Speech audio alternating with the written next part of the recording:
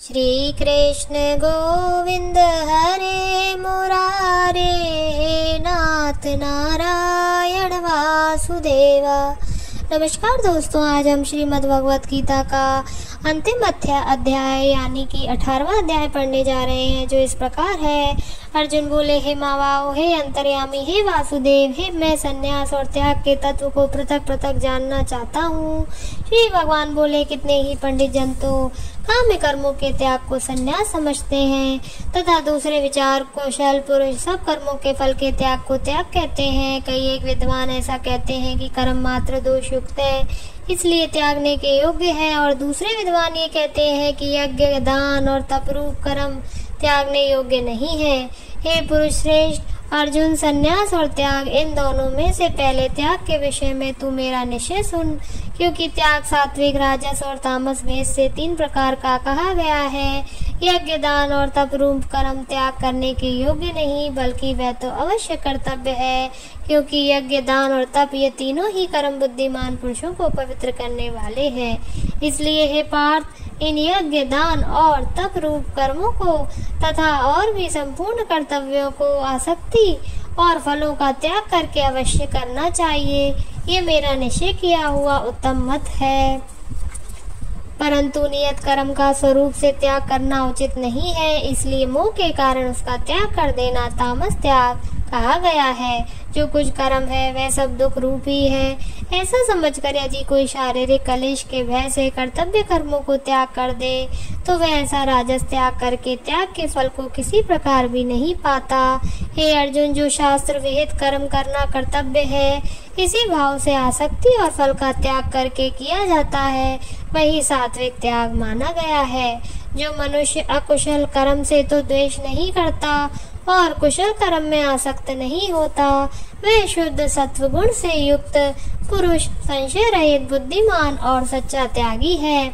क्योंकि शरीरधारी किसी भी मनुष्य के द्वारा संपूर्णता से सब कर्मों का त्याग किया जाना शक्य नहीं है, इसलिए जो कर्म फल का त्यागी है वही त्यागी है, ये कहा जाता है। कर्म फल का त्याग न करने वाले मनुष्य के कर्मों का तो अच्छा बुरा और मिला हुआ ऐसे 3 प्रकार का फल मरने के पश्चात अवश्य होता है, किंतु कर्म फल का त्याग कर देने वाले मनुष्यों के कर्मों का फल किसी काल में भी नहीं होता। हे माँ भाव, संपूर्ण कर्मों की सिद्धि के ये 5 हेतु कर्मों का अंत करने के लिए उपाय बतलाने वाला सांख्य शास्त्र में कहे गए हैं, उनको तू मुझसे भली भांति जान। इस विषय में अर्थात कर्मों की सिद्धि में अधिष्ठान और कर्ता तथा भिन्न भिन्न प्रकार के कारण एवं नाना प्रकार की अलग अलग चेष्टाएं, और वैसे ही 5वां हेतु देव है। मनुष्य मन वाणी और शरीर से शास्त्रानुकूल अथवा विपरीत जो कुछ भी कर्म करता है उसके ये 5 कारण हैं। परंतु ऐसा होने पर भी जो मनुष्य अशुद्ध बुद्धि होने के कारण उस विषय में यानी कर्मों के होने में केवल शुद्ध स्वरूप आत्मा को कर्ता समझता है, वैसा मलिन बुद्धि वाला अज्ञानी अर्थार्थ नहीं समझता। जिस पुरुष के अंतःकरण में मैं करता हूँ ऐसा भाव नहीं है तथा जिसकी बुद्धि सांसारिक पदार्थों में और कर्मों में लिपायमान नहीं होती, वह पुरुष इन सब लोगों को मारकर भी वास्तव में ना तो मारता है और ना पाप से बंधता है। ज्ञाता, ज्ञान और ज्ञेय ये 3 प्रकार की कर्म प्रेरणा है, और कर्ता, करण तथा क्रिया ये 3 प्रकार का कर्म संग्रह है। गुणों की संख्या करने वाले शास्त्र में ज्ञान और कर्म तथा कर्ता गुणों के भेद से 3-3 प्रकार के ही कहे गए हैं, उनको भी तू मुझसे भली भांति सुन। जिस ज्ञान से मनुष्य पृथक पृथक सब भूतों में एक अविनाशी परमात्मा भाव को विभाग रहित संभाव से स्थित देखता है, उस ज्ञान को तो तू सात्विक जान, किंतु जो ज्ञान अर्थात जिस ज्ञान के द्वारा मनुष्य संपूर्ण भूतों में भिन्न भिन्न प्रकार के नाना भावों में अलग अलग जानता है, उस ज्ञान को तू राजस जान।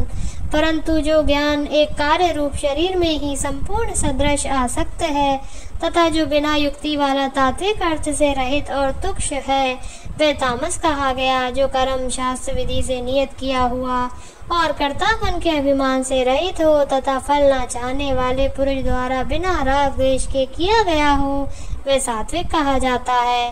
परंतु जो कर्म बहुत परिश्रम से युक्त होता है तथा भोगों को चाहने वाले पुरुष द्वारा या अहंकार युक्त पुरुष द्वारा किया जाता है वह कर्म राजस कहा गया। जो कर्म परिणाम हानि हिंसा और सामर्थ्य को न विचार कर केवल अज्ञान से आरंभ किया जाता है वह तामस कहा जाता है।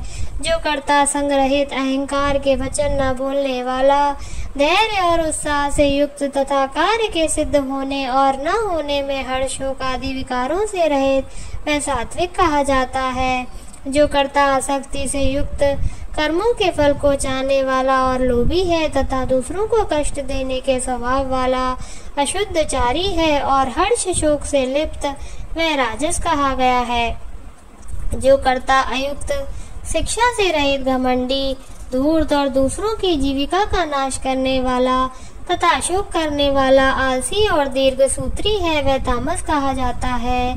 हे धनंजय अब तू बुद्धि का और धृति का भी सभी गुणों के अनुसार 3 प्रकार का भेद मेरे द्वारा संपूर्णता से विभाग पूर्वक कहा जाने वाला सुन।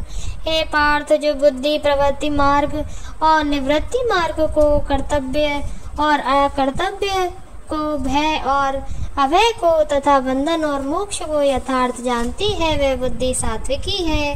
हे पार्थ मनुष्य जिस बुद्धि के द्वारा धर्म और अधर्म को तथा कर्तव्य और अकर्तव्य को भी यथार्थ नहीं मानता वह बुद्धि राजसी है। हे अर्जुन जो तमोगुण से घिरी हुई बुद्धि अधर्म को भी यह धर्म है ऐसा मान लेती है तथा इसी प्रकार अन्य संपूर्ण पदार्थों को भी विपरीत मान लेती है वह बुद्धि तामसी है। हे पार्थ जिस अव्यचारिणी धारण शक्ति से मनुष्य ध्यान योग के द्वारा मन प्राण और इंद्रियों की क्रियाओं को धारण करता है वह धृति सात्विकी है। परंतु हे प्रथापुत्र अर्जुन फल की इच्छा वाला मनुष्य जिस धारण शक्ति के द्वारा अत्यंत आसक्ति से धर्म अर्थ और कामों का धारण करता है वह धारण शक्ति राजसी है। हे पार्थ दुष्ट बुद्धि वाला मनुष्य जिस धारण शक्ति के द्वारा निद्रा भय और चिंता और दुख को तथा उन्मत्तता को भी नहीं छोड़ता अर्थात धारण किए रहता है वह धारण शक्ति तामसी है। हे भरतश्रेष्ठ अब 3 प्रकार के सुख को भी तुम मुझसे सुन। जिस सुख में साधक मनुष्य भजन ध्यान और सेवादि के अभ्यास से रमण करता है और जिससे दुखों के अंत को प्राप्त हो जाता है जो ऐसा सुख है वह आरंभ काल में यद्यपि विष के तुल प्रतीत होता है परंतु परिणाम में अमृत के तुल है। इसलिए वह परमात्मा विषयक बुद्धि के प्रसाद से उत्पन्न होने वाला सुख सात्विक कहा गया है। जो सुख विषय और इंद्रियों के संयोग से होता है वह पहले भोग काल में अमृत के तुल्य प्रतीत होने पर भी परिणाम में विषय के तुल्य है, इसलिए वह सुख राजस कहा गया है। जो सुख भोग काल में तथा परिणाम में भी आत्मा को मोहित करने वाला है वह निद्रा आलस्य और प्रमाद से उत्पन्न सुख तामस कहा गया है। पृथ्वी में या आकाश में अथवा देवताओं में तथा इनके सिवा और कहीं भी ऐसा कोई भी सत्व नहीं है जो प्रकृति से उत्पन्न इन तीनों गुणों के रहित हो। हे परंतु ब्राह्मण क्षत्रिय वैश्यों के तथा शूद्रों के कर्म स्वभाव से उत्पन्न गुणों द्वारा विभक्त किए गए हैं। अंतःकरण का निग्रह करना, इंद्रियों का दमन करना, धर्म पालन के लिए कष्ट सहना, बाहर भीतर से शुद्ध रहना, दूसरों के अपराधों को क्षमा करना, मन इंद्रिय और शरीर को सरल रखना, वेद शास्त्र ईश्वर और परलोक आदि में श्रद्धा रखना, वेद शास्त्रों का अध्ययन अध्यापन करना और परमात्मा के तत्व का अनुभव करना, ये सब के सभी ब्राह्मण के स्वाभाविक कर्म है।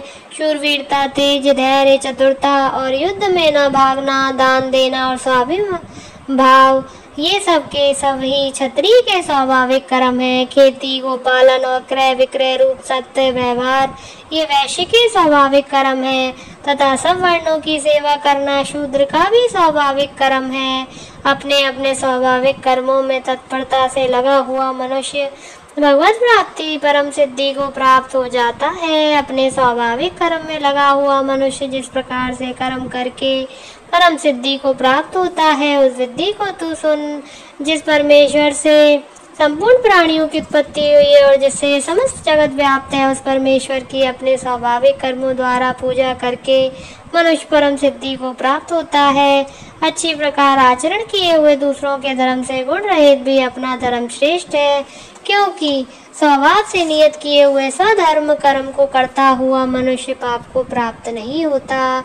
अतएव हे कुंती पुत्र, दोषयुक्त होने पर भी सहज कर्म को नहीं त्यागना चाहिए, क्योंकि धुएं से अग्नि की भांति सभी कर्म किसी न किसी दोष से युक्त हैं। सर्वत्र आसक्त रहित, बुद्धि वाले, स्पृहा रहित और जीते हुए अंतःकरण वाला पुरुष सांख्य योग के द्वारा परम नैष्य कर्म सिद्ध को प्राप्त होता है, जो कि ज्ञान योग की परानिष्ठा है। उस नैष्य कर्म सिद्धि को जिस प्रकार से प्राप्त होकर मनुष्य ब्रह्मा को प्राप्त होता है, उस प्रकार को हे कुंती पुत्र तू संक्षेप में मुझसे सुन। विशुद्ध बुद्धि से युक्त तथा हल्का सात्विक और नियमित भोजन करने वाला, शब्द आदि विषयों को त्याग करके एकांत और शुद्ध देश का सेवन करने वाला, सात्विक धारण शक्ति के द्वारा अंतःकरण और इंद्रियों को संयम करके मन, वाणी और शरीर को वश में करने वाला, राग द्वेष को सर्वथा नष्ट करके भली भांति दृढ़ वैराग्य का आश्रम लेने वाला तथा अहंकार, बल, घमंड, काम, क्रोध और परिग्रह का त्याग करके निरंतर ध्यान योग के परायण रहने वाला, ममता रहित और शांति युक्त पुरुष सच्चिदानंद ब्रह्म में अभिन्न भाव से स्थित होने का पात्र होता है। फिर वे सच्चिदानंद ब्रह्म में एक ही भाव से स्थित प्रसन्न मन वाला योगी न तो किसी के लिए शोक करता है, न किसी की आकांक्षा ही करता है। ऐसा समस्त प्राणियों में समभाव वाला योगी मेरी परम भक्ति को प्राप्त हो जाता है। उस पराभक्ति के द्वारा वह मुझ परमात्मा को मैं जो हूँ और जितना हूँ ठीक वैसे का वैसा तत्व से जान लेता है तथा उस भक्ति से मुझको तत्व से जानकर तत्काल ही मुझ में प्रविष्ट हो जाता है। मेरे परायण हुआ कर्मयोगी तो संपूर्ण कर्मों को सदा करता हुआ भी मेरी कृपा से सनातन अविनाशी परम पद को प्राप्त हो जाता है। सब कर्मों का मन से मुझ में अर्पण करके सब समबुद्धि योग को अवलंबन करके मेरे परायण और निरंतर मुझ में चित्त वाला हो। उपयुक्त प्रकार से मुझ में चित्त वाला होकर तू मेरी कृपा से समस्त कष्टों को अनायास ही पार कर जाएगा, और यदि अहंकार के कारण मेरे वचनों को न सुनेगा तो नष्ट हो जाएगा, अर्थात परमार्थ से भ्रष्ट हो जाएगा। जो तू अहंकार का आश्रय लेकर ये मान रहा है कि मैं युद्ध नहीं करूंगा, तो तेरा निश्चय मिथ्या है, क्योंकि तेरा स्वभाव तुझे जबरदस्ती युद्ध में लगा देगा। हे कुंती पुत्र, तू कर्म को तू मोह के कारण करना नहीं चाहता, उसको भी अपने पूर्वकृत स्वाभाविक कर्म से बंधा हुआ परवश होकर करेगा। हे अर्जुन, शरीर रूपी यंत्र में आरूढ़ हुए संपूर्ण प्राणियों को अंतर्यामी परमेश्वर अपनी माया से उनके कर्मों के अनुसार भ्रमण कराता हुआ सब प्राणियों के हृदय में स्थित है। हे भारत, तू सब प्रकार से उस परमेश्वर की ही शरण में जा। उस परमात्मा की कृपा से ही तू परम शांति तथा सनातन परम धाम को प्राप्त होगा। इस प्रकार ये गोपनीय से भी अति गोपनीय ज्ञान मैंने तुमसे कह दिया। अब तू इस रहस्य युक्त ज्ञान को पूर्णतः भली भांति विचार कर, जैसा चाहता है वैसा ही कर। संपूर्ण गोपनीयों से अति गोपनीय मेरे परम रहस्य युक्त वचन को तू फिर भी सुन। तू मेरा अतिशय प्रिय है, इससे वह परम हितकारक वचन मैं तुझसे कहूँगा। हे अर्जुन, तू मुझ में मन वाला हो, मेरा भक्त बन, मेरा पूजन करने वाला हो और मुझको प्रणाम कर। ऐसा करने से तू मुझसे ही प्राप्त होगा। ये मैं तुझसे सत्य प्रतिज्ञा करता हूँ, क्योंकि तू मेरा अत्यंत प्रिय है। संपूर्ण धर्मों को अर्थात संपूर्ण कर्तव्य कर्मों को मुझ में त्याग कर तू केवल एक मुझ सर्वशक्तिमान सर्वाधार परमेश्वर की ही शरण में आ जा।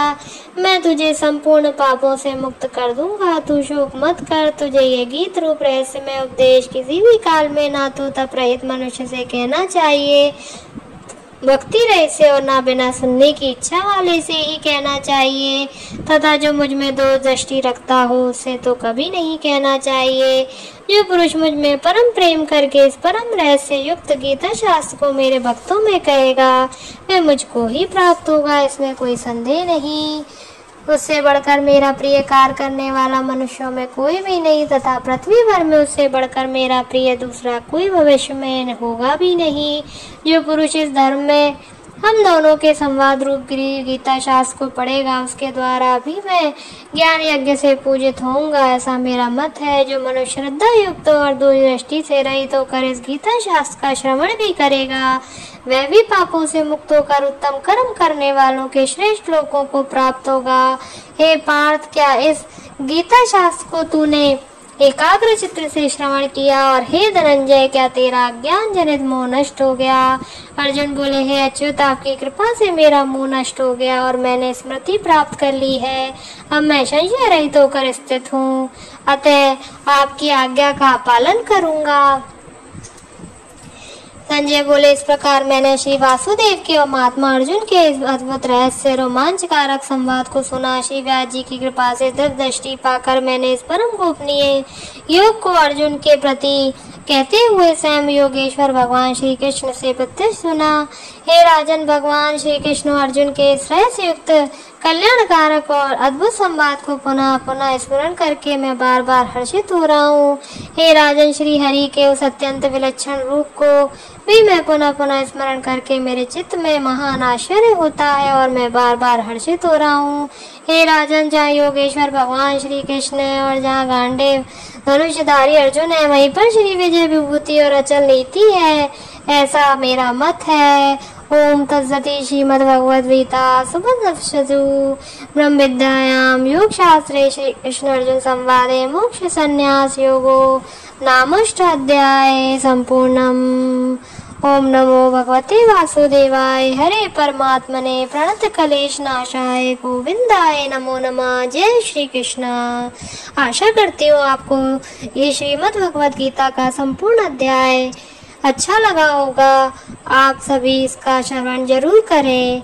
आपके सहयोग के लिए बहुत बहुत धन्यवाद। जय श्री कृष्ण।